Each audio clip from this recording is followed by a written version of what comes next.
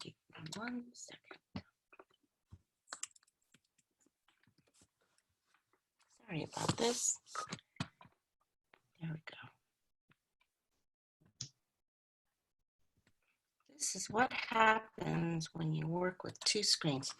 So Growing Prevention is an online workshop series through Zoom, and it's designed to develop substance abuse professionals, community members, elected officials, law enforcement agencies, and parents on topics that will enhance their careers, communities, and homes through education, connection, and resources. Growing Prevention series comes to you through sponsorship by Behavioral Health Services South Bay Prevention and in partnership with Mothers Against Drug Driving, LA County Office of Education Friday Night Live Partnership, the Asian American Drug Abuse Program, ADAP, and the South Bay Communities Creating Change, SBC3 Coalition, and is funded through the LA County Department of Health Substance Abuse Prevention and Control, excuse me, SAPC.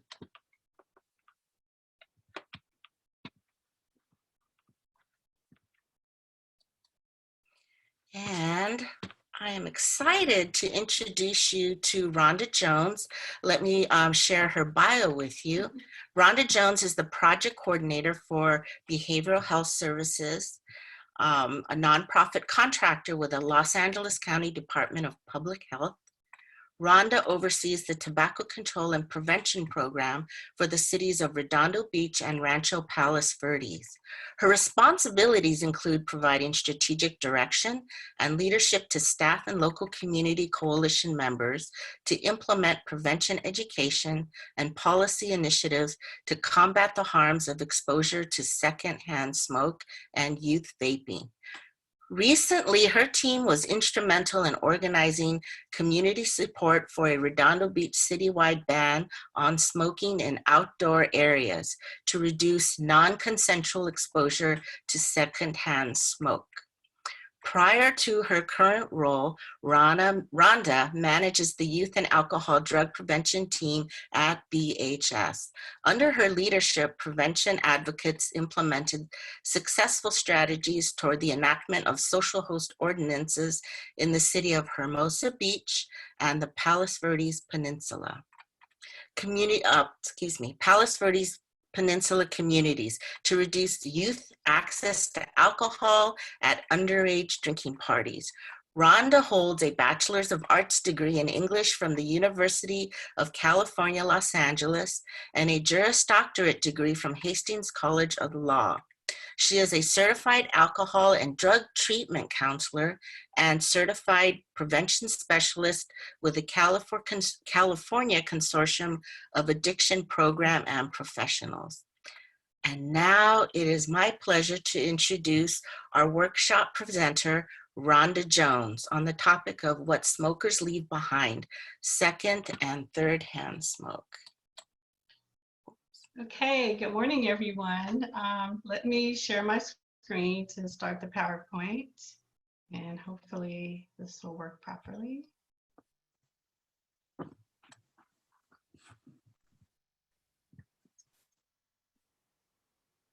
Okay, can everyone see the screen? Okay, thanks for the thumbs up. All right, well, hello again, and let me start by thanking all of you for joining us this morning for the workshop, What Smokers Leave Behind, Secondhand Smoke and Thirdhand Smoke. I want to thank all of the prevention agencies that work with Behavioral Health Services that Jeannie mentioned, who helped organize the online workshop series. With a special thanks, of course, to Jeannie for being my awesome host this morning. And I'd like to start by introducing my team and talk a little bit about what we do. I work with Elise Politano, who is here today. She's our community engagement coordinator, and Christine Guanzing, who's our assistant project specialist. We're funded by Los Angeles County Department of Public Health Tobacco Control and Prevention Program to implement programs that protect the public from exposure to secondhand smoke and vaping aerosols in public areas through education and advocacy. And currently we're working in the cities of Redondo Beach and Rancho Palos Verdes. Now, most presentations I've attended start with the problem, and then we talk about solutions at the end. But I wanted to mix it up, a little bit today for those of you that like to hear the good news first. So what is the good news? The good news is that prevention works. And I see a lot of prevention warriors here in the workshop today. So you definitely understand how important prevention is. The bad news is, let me say this. The good news is that you can reduce your exposure to secondhand smoke by implementing policies that prevent people from smoking in public areas. The bad news I have to share is how secondhand and thirdhand smoke can be harmful to our health. So I hope this information will empower all of you to protect yourself and protect others. If you have questions, you can type them in the chat box. And if you phoned in, please hold your questions and hopefully we'll have time for you to ask them at the end. A little bit about our campaign in Redondo Beach is that in 2019, our prevention team organized community support to pass an ordinance making outdoor areas in Redondo Beach smoke-free. This ordinance makes it illegal to smoke or vape tobacco or marijuana products in public places like parks, farmers markets, beaches, sidewalks, and outdoor dining areas.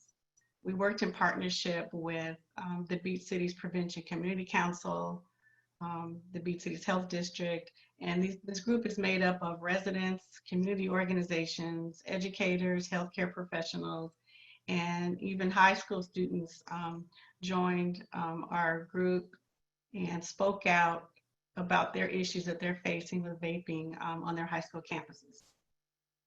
Our work did not, however, end with the passing of the ordinance last year.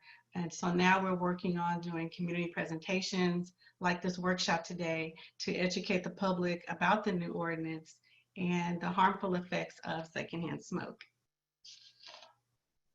As far as our work in Rancho Palos Verdes, we're also working on a no public smoking ordinance.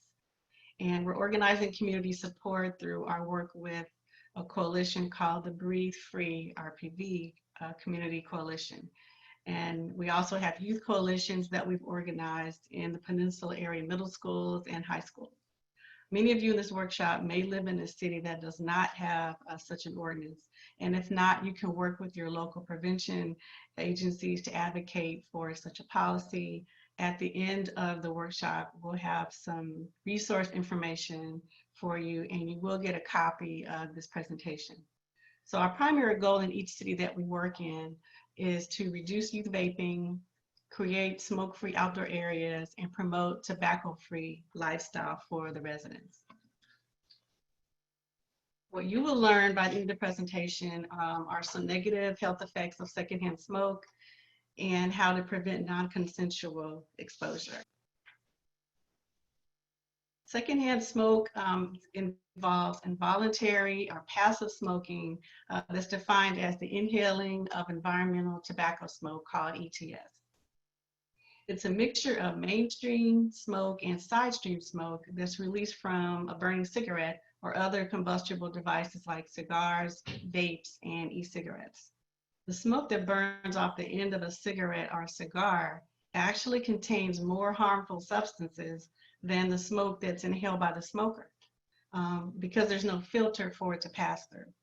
So when you or someone near you who is smoking, you will be inhaling nicotine, carcinogens, and other toxic components that are present in this secondhand tobacco smoke. And the concentration of these chemicals is higher when you're in a closed area, of course, because there's no fresh air to dilute it. So the bottom line is there is no amount of smoke that is safe and risk-free. So let's unpack what secondhand smoke has in it. It's side stream smoke and mainstream smoke. Side stream smoke is more toxic than the mainstream smoke, as it has much higher concentrations, like larger molecules of the cancer-causing carcinogens. And there was a study conducted in the University of California, San Francisco. And what they found is that mainstream smoke is made up of, it's a 15% level, and inhaled fresh side stream smoke makes up around 85% of secondhand smoke. So you have a lot more of the side stream smoke, which is 4 times more toxic per gram of the total particulate matter than the inhaled mainstream smoke. So that's pretty significant in terms of the amounts of the more toxic amount of the smoke. You can see here why the EPA classified secondhand smoke as a group A carcinogen. It has more than 7,000 chemicals, including at least 70 chemicals, which can cause cancer. Non-smokers breathe and take in nicotine along with the toxic chemicals pretty much the same way that smokers do. Secondhand smoke causes death from lung cancer and heart disease in adults, even if they have never smoked. Some of you may know someone who was diagnosed with lung cancer that has never smoked. Non-smokers who are exposed to secondhand smoke at home or at work increase their risk of developing lung cancer by 20 to 30%. Last year, the mayor of Redondo Beach was very open with the public about his lung cancer diagnosis and is currently undergoing treatment. He revealed that he was raised in a home with a mother and father that smoked cigarettes, and he never smoked and was diagnosed with lung cancer. So that's an example. And unfortunately, you can see this is not unusual with more than 7,300 lung cancer deaths among US smokers every year. Secondhand smoke also causes the premature death of 41,000 adults and more than 400 infants each year. What about the health effects for children and adults? Secondhand smoke causes numerous health problems that are specific to infants and children, including more frequent and severe asthma attacks, respiratory infections, ear infections, and sudden infant death syndrome. For adults, there is a high risk for stroke, nasal irritation, lung cancer, coronary heart disease, and just a host of other issues, especially for pregnant women who may end up giving birth to a baby with low birth weight. Health effects in pets. I was actually surprised in doing research for this workshop to learn how secondhand smoke negatively impacts our pets. Many of you here on the workshop may have pets. For example, cats don't just breathe in secondhand smoke. They also ingest the toxins after grooming themselves, and that increases their likelihood of getting oral cancer. Cats also are exposed to secondhand smoke, or that are exposed to secondhand smoke are 2 times more likely to develop lymphoma.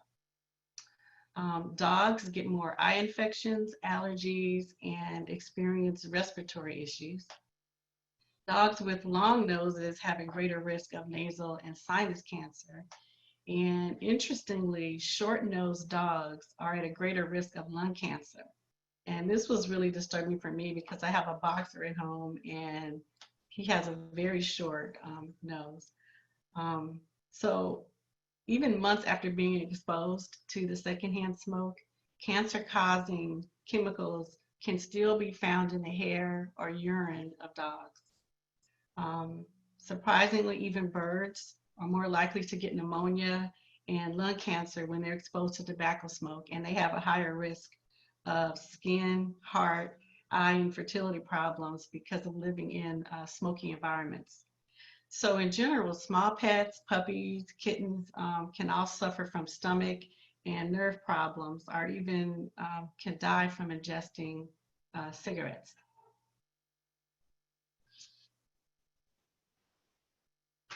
Here's a story of, no, I'm not going to say. Here's a story of how smokers can share the risks of disease from secondhand smoke within their families. And hopefully you can all hear this. Here's the story of a chain-smoking lady who smoked around her 3 lovely little girls. All of them had coats that smelled just like their mothers, the youngest one asthmatic. Here's the story of a man who smoked daily, that was busy with 3 packs of his own. His oldest son showed early signs of heart disease because Dad smoked at home. One day this lady bummed the smoke of this fellow, not get shared a risk of disease with their folks, because this group would somehow form a family, and that's the way they became affected by secondhand smoke. Secondhand smoke, secondhand smoke. That's the way they became affected by secondhand smoke.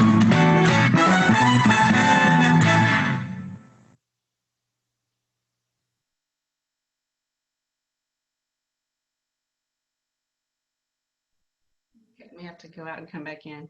Let's see. Okay, so now we're going to switch gears a little bit and talk about e-cigarettes. Oh, and by the way, that video can be found on YouTube if anyone wants to view it again. Let's talk about the myth of what happens with e-cigarettes versus the reality. The myth that e-cigarettes like Juul produce water vapor originated from the tobacco industry. And as many of you know, e-cigarette use is also commonly called vaping. The devices work by heating a liquid to produce an aerosol that users, inhale into their lungs. So that's what we're going to focus on, is the aerosol. The liquids can contain nicotine or THC and cannabinoid, CBD oils, and other substances, flavorings, and additives. Many teens are vaping some of the kid-friendly flavors you've heard of, like gummy bear, berry blend, and also mint, as well as THC, which is the psychoactive mind-altering compound of marijuana that produces a high. So no matter which liquid or e-juice is being used, the e-cigarette device is releasing a chemical aerosol, not water vapor.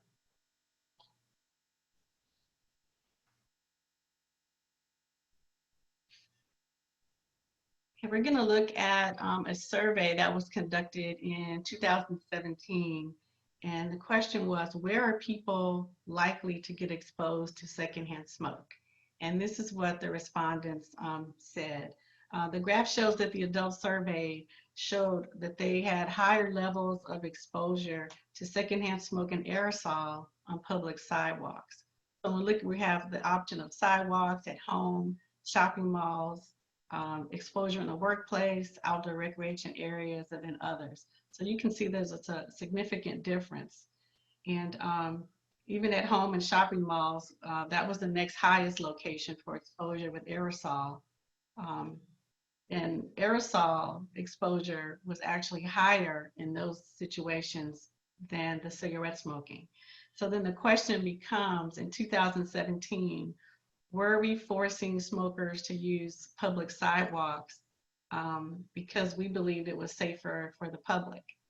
And since 2017, many no smoking ordinances do actually include public sidewalks now as part of the no smoking zone that's included in ordinances. So I think we've learned a lot more about secondhand smoke even since 2017, and the fact that there are a lot of people that are being exposed on public sidewalks.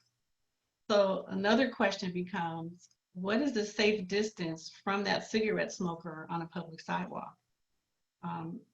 Research shows that secondhand smoke can stay in the air for several hours and travel up to 20 feet. So that's a pretty wide range. Another question is, what is the impact of a neighbor that smokes? Secondhand smoke seeps into multi-unit housing from many places, like vents, cracks in walls or floors, windows. Another question that comes up is, how long does secondhand smoke stay in a room if someone is confining their smoking to just one room in a house? If you only smoke in one area of a home, the harmful chemicals can still spread rapidly from room to room of that house and they can linger for hours and result even in third-hand smoke effects, which we'll talk about in a minute. Okay, just diving a little deeper into aerosol. If you're near someone who's smoking e-cigarettes, you're breathing the aerosol that again contains nicotine. You can see a good illustration over here. Ultrafine particles, low levels of toxins that unfortunately are known to cause cancer. You're breathing in small levels of these toxins from the aerosol. And there are at least 10 chemicals that can be found. And these are chemicals that have been listed in Proposition 65 in the list of carcinogens and reproductive toxins. They include formaldehyde, which is used in laboratories to preserve animal species and is used in making building materials. Benzene, which is used to make plastics, resins, synthetic fibers, rubber lubricants, dyes, detergents, drugs, and pesticides. Cadmium, which is used in batteries. And then, of course, nicotine itself, which we know is a highly addictive compound. And so we'll talk in a minute about the risk of third-hand exposure from the aerosol that releases deposits on indoor surfaces. Electronic smoking devices, aerosol, is really a new source of pollution and toxins that are now being emitted into the environment. We don't know the long-term effects yet, and although the industry is marketing, e-cigarette devices by saying that it's water vapor, we know better. Exposure to these aerosol particles may exacerbate respiratory illnesses. A study showed that non-smokers who were exposed to cigarette smoke and aerosol absorbed similar levels of nicotine. And the World Health Organization now recommends that e-cigarettes not be used indoors to prevent the risk to bystanders. And then 4 out of 5 adults are even opposing e-cigarette use in indoor public places. So this is happening as we learn more and more about the secondhand aerosols. All right, let's talk about third-hand smoke. This is a good illustration of first-hand smoke with the active smoker on the right, who creates the second-hand and third-hand smoke from leftover particles. Third-hand smoke is the tobacco pollution that persists in the air on surfaces after smoking has stopped, the leftovers. Third-hand smoke refers to second-hand smoke gases and particles that actually stick to, and it could become embedded in materials and objects like carpet, walls, furniture, blankets, and even toys. Third-hand smoke is not strictly smoke, but chemicals that adhere to objects from which they can release back into the air, or they can even accumulate in house dust. Third-hand smoke can linger indoors for a long time, and in some cases, it can linger for months to years. People can be exposed to third-hand smoke by touching contaminated surfaces, tables and curtains, and it can be absorbed through the skin also, or even by eating contaminated objects or dust. And of course, by breathing in air, and it's resuspended third-hand smoke components that can be re-emitted into the air by simply sweeping or shaking an item that has already been contaminated with third-hand smoke.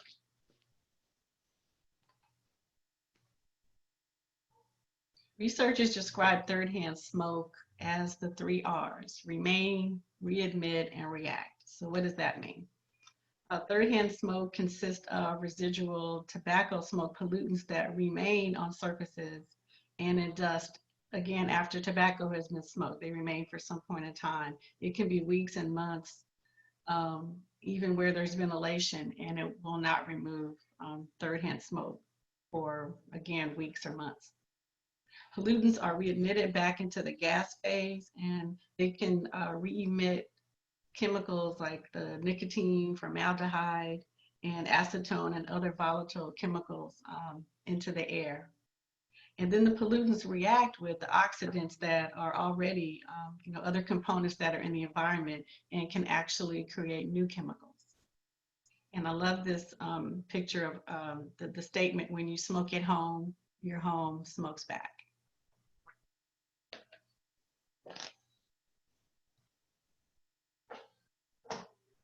Why does third-hand smoke remain on surfaces for so long? It's the tar.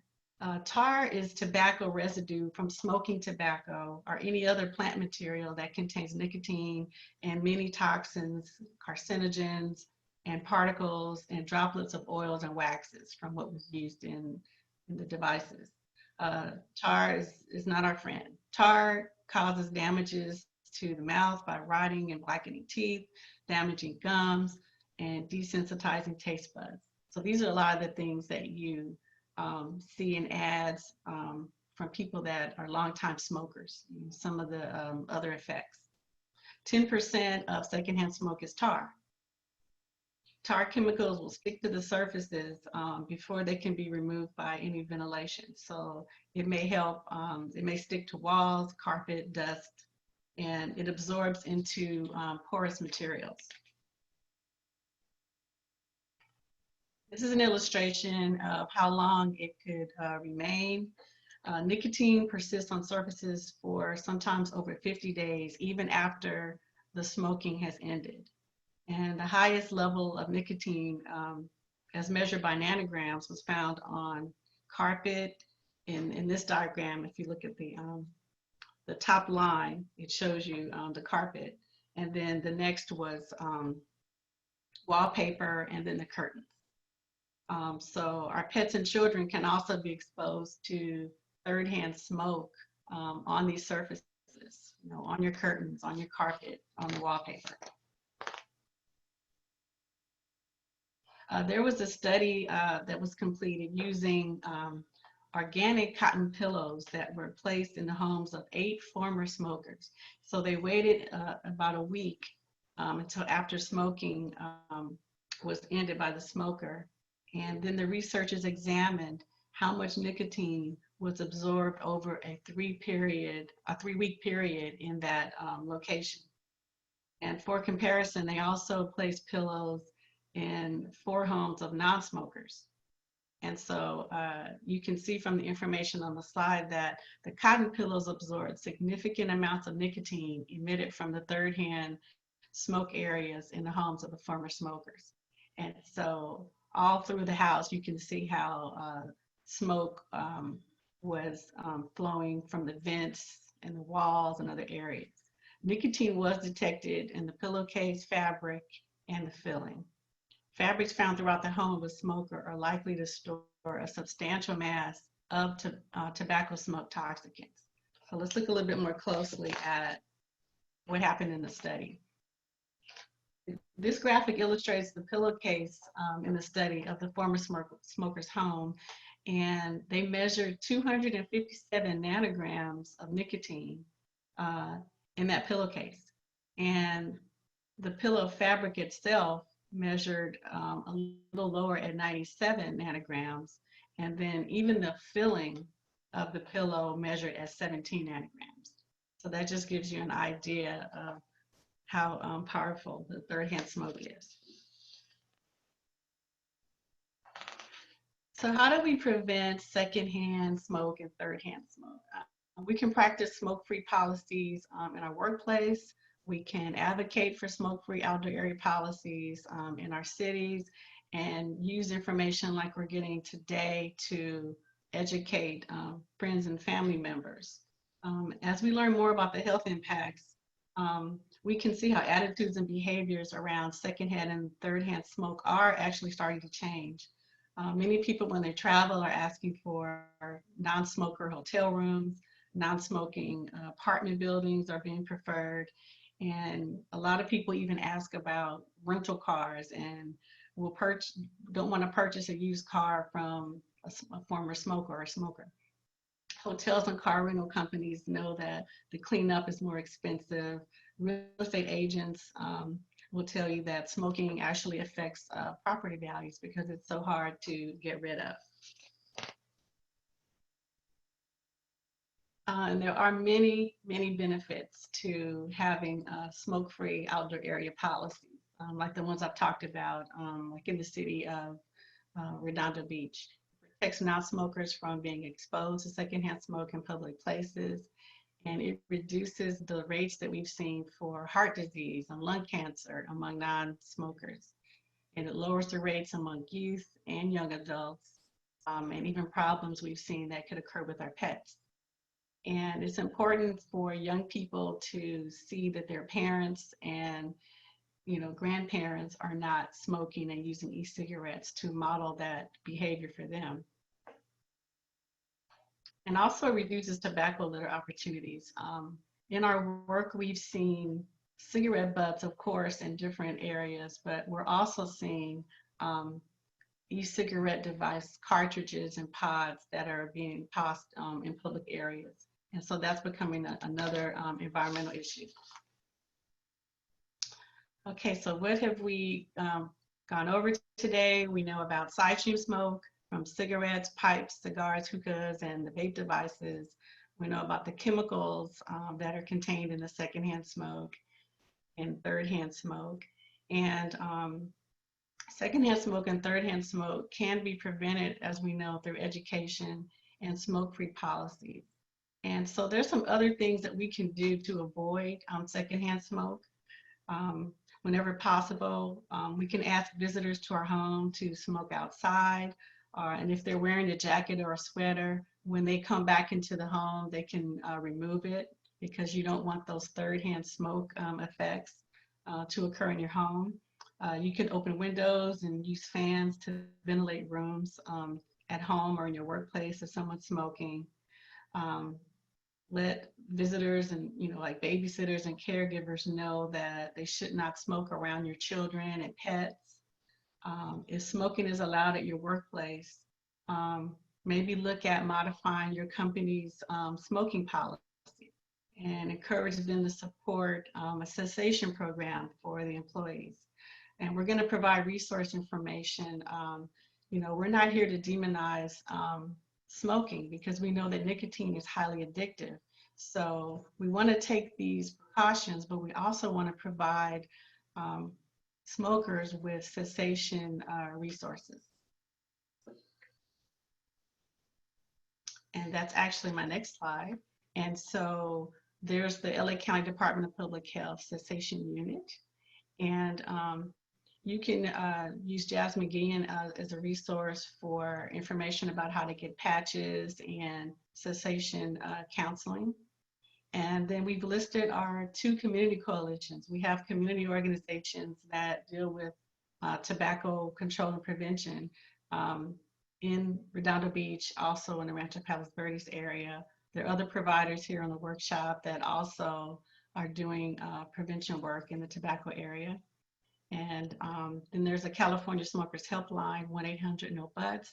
Many people don't know that if you receive Medi-Cal services, they will provide you with free patches. There is free counseling that you can get over the phone. And there's always someone that will answer on this helpline. And then, of course, the American Lung Association is a great resource. So that's all I have, and if there are any questions, we'll be glad to entertain them now.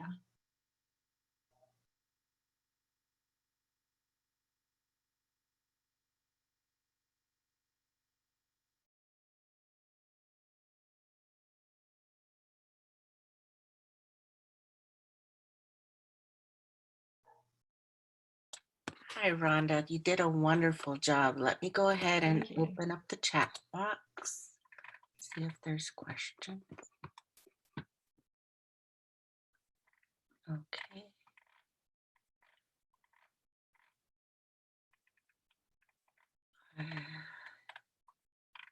We also welcome any comments from those of you that work in the field of Someone prevention. raised their hand, Okay. so I'm gonna unmute them. Actually, I'm going to. Sokam, you raised your hand. Hey, hey Rhonda. Hi, It's good Sokam. to see you.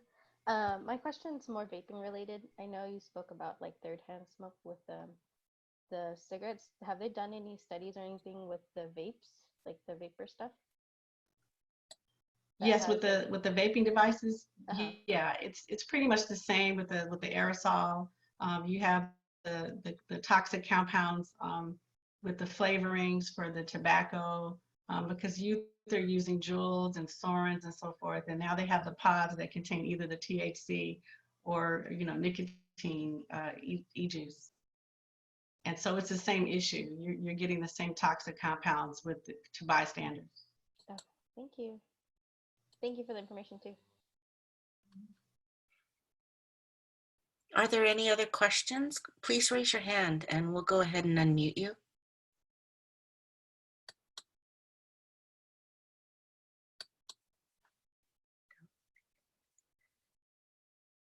Shall we unmute those that might be on the call? Rhonda, are you okay with that? Oh, sure. Okay, so we're going ahead, go ahead and unmute everybody. Hi. Anyone on the call have a question for Rhonda? Hi, I have a question.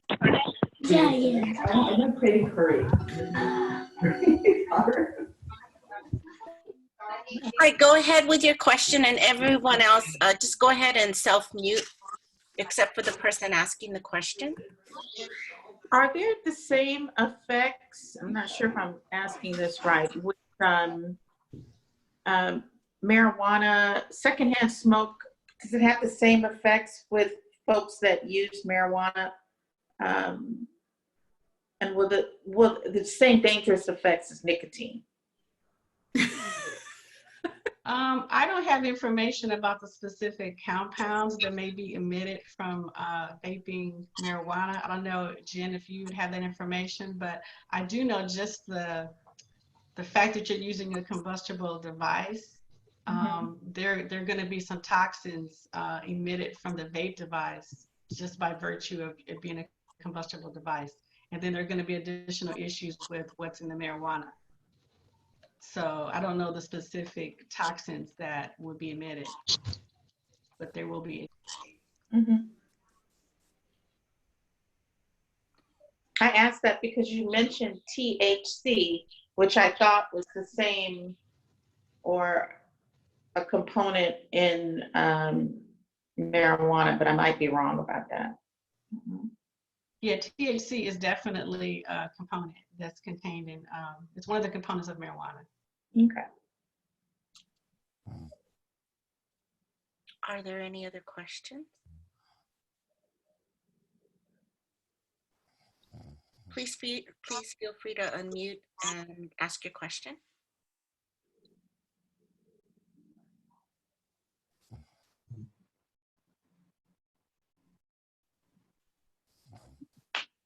Okay. Well, what we'll do is, let me go ahead and we'll begin to close out, but we'll stay on the line afterwards in case there's additional questions that you might have. Hold on. Oops. So, we want to thank Rhonda Jones for an amazing workshop. That was a lot of good new information, particularly on second and third hand smoke. If those of you who do have pets, those of you who live in a rental unit and just moved in and you know that there's that there was a smoker in that unit, there are things that you need to be aware of to bring to the manager's attention. So there's a lot of good information there that hopefully you could share back with people that you know. So thank you for your attention and your participation. So as we end this workshop, please complete the post-test evaluation. We will have the link in the chat box for you to go ahead and connect to. For those of you who are getting your CEUs, those will be emailed at the end of the month. Please be sure, though, to have your post-test completed so you can get your CEU and make sure that it's part of your request. And everyone who has attended the workshop will receive a certificate of completion. So if we can, let's go ahead and thank Rhonda Jones for an amazing job. Yay, Rhonda. Everybody.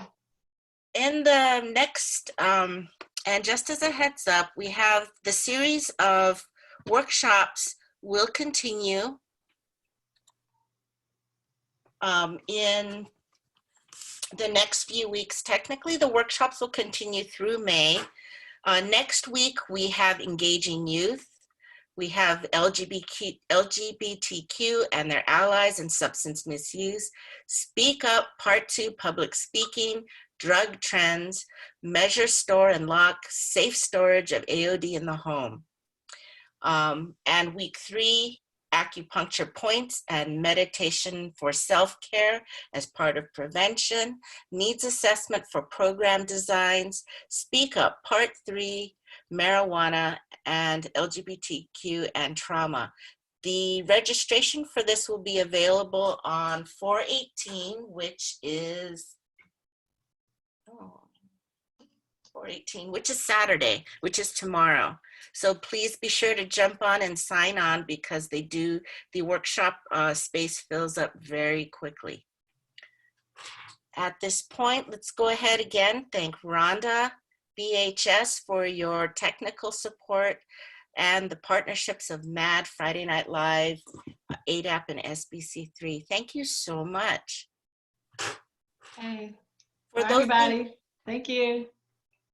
For those of you who wish to stay on, we will be on for a few more minutes.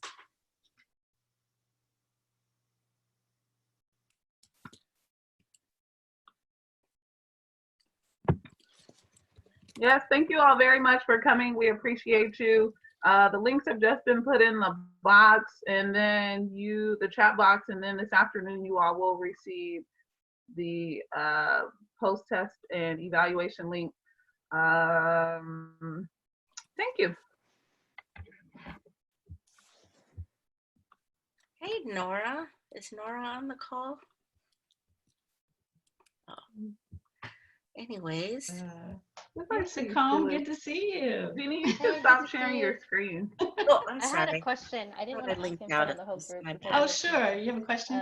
like hearsay, but my husband was asking me about like something he was reading online where they were saying that you know how last year there was like the whole wave of vape, was it EVALI, the vaping lung injury? Oh, yeah. And they're saying that they're now, or I don't know where he read it. I haven't had a chance to research, but I don't know if you had heard where like, oh, they were saying maybe it was coronavirus and not the vaping that impacted them.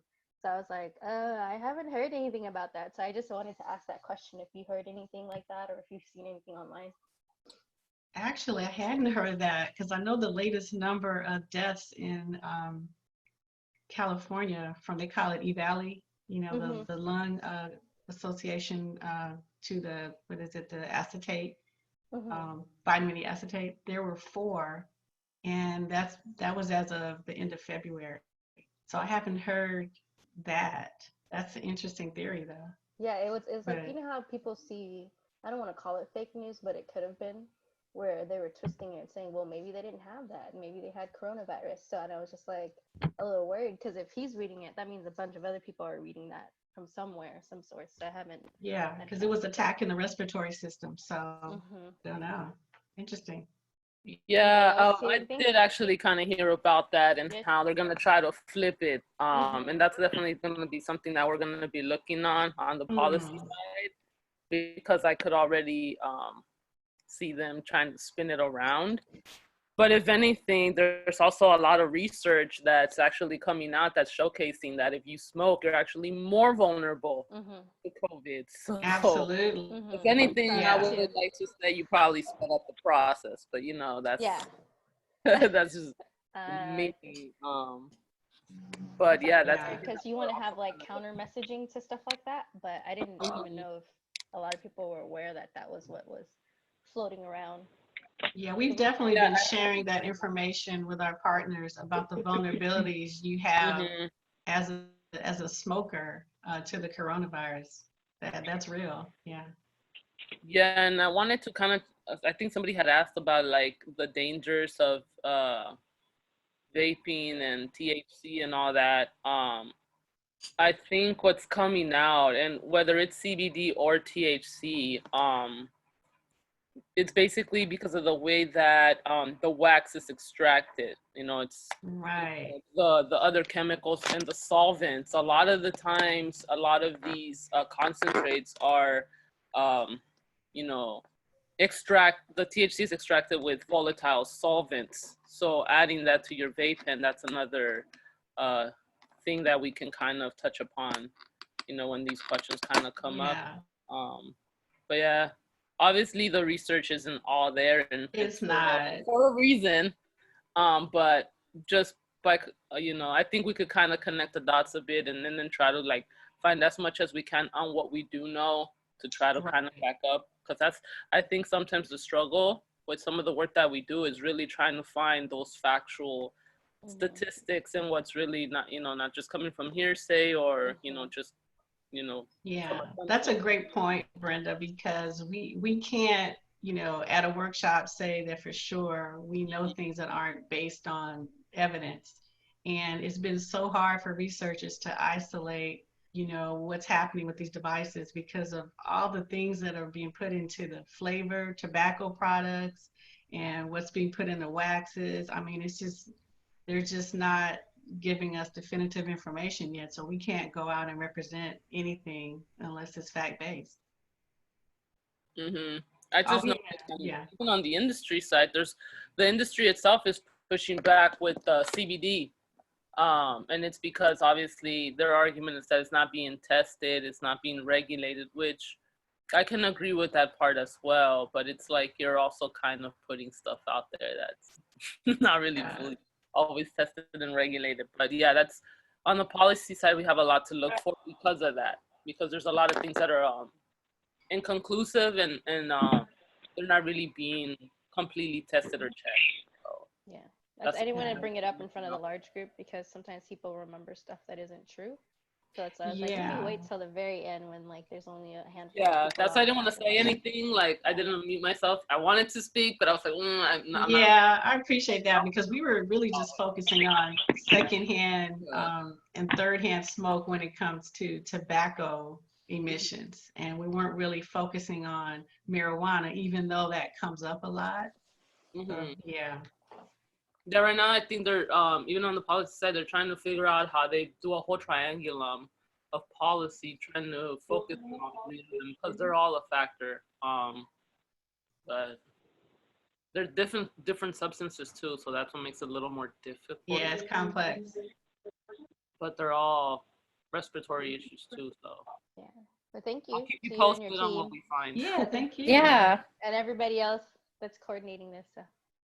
Yeah, this is a great series, BHS. I've been enjoying the ones that I've been joining, so thank you for that. Oh, awesome. That's cool. That's great to hear. We're working on setting up some more. So right now we're looking at least up until May 22nd. Wow. Oh, that's a lot. Yeah, I mean, we don't really know how long this is gonna be anyway, so yeah, I gotta prepare for. Yeah. I'm sure I'm going to see some of you presenting, right? Yes, we're going to be reaching out. Actually, Brenda, I'll be reaching out to you soon. Oh, probably next week, actually, if not later today, about the possibility of you doing a presentation. And then Cyclone Tosin and I talked previously about the youth summit event planning one. About the potential for you to participate on a panel for that. So if you don't mind, I'll connect with you later today about that. Sounds good. Cool. Cool, thanks. Thank you. Thank you, everyone. I gotta hop off. Okay, everyone, thank you Take so care. much. See you at the next Bye. series. Bye. Bye-bye. Bye. See you all. Bye. Oh, well, Jeannie and Rhonda stay on. Yeah, I'll stick around. And Elise, Okay. looks like Christine depart. Oh, and Christine. Hey, Christine.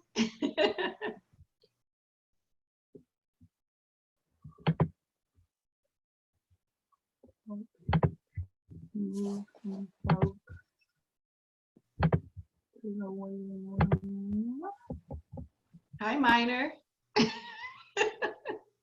Hi, good morning. Well, it's morning. Yeah, it's still morning. So good morning. Yes, good morning. And there's Tosin. Oh my God, you did a great job, Rhonda. And I want to apologize for laughing. I was laughing at someone's facial expression and I didn't realize I was on mute. I was like, oh my God. I felt so embarrassed. I didn't even hear you. Oh, okay. Well, I apologize if anybody heard me laughing.